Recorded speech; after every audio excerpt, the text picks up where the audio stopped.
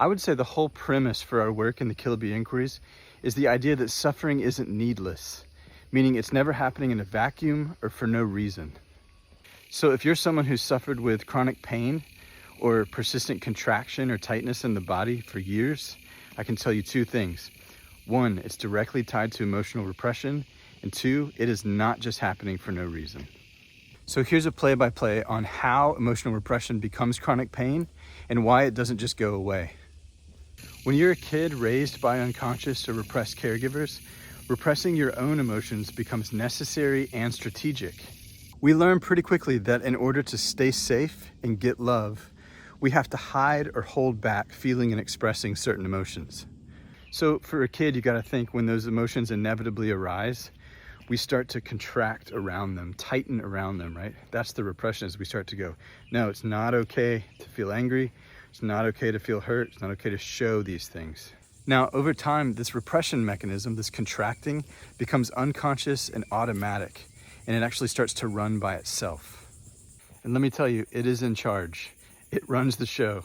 It will not allow certain buried emotions to be felt or to be expressed.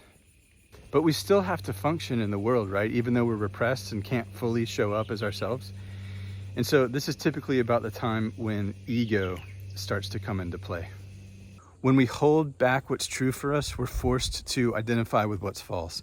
So the ego or persona or false self arises as sort of a survival tool at this point.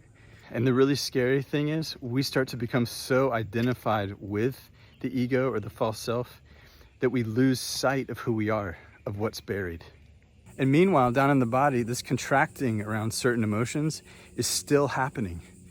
And it builds over years and decades to the point where there's this huge reservoir of buried emotion and the mechanism that's going, don't feel and express that, act like this instead.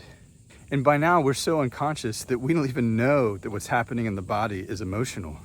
It just feels physical, like these tight contractions or chronic pain in certain areas. It hurts and it won't stop hurting. So this is where KI and repression inquiry can come in if things have gotten bad enough, but typically not until then, because remember, our bodies still believe that they have to repress and suffer in order to stay safe and get love.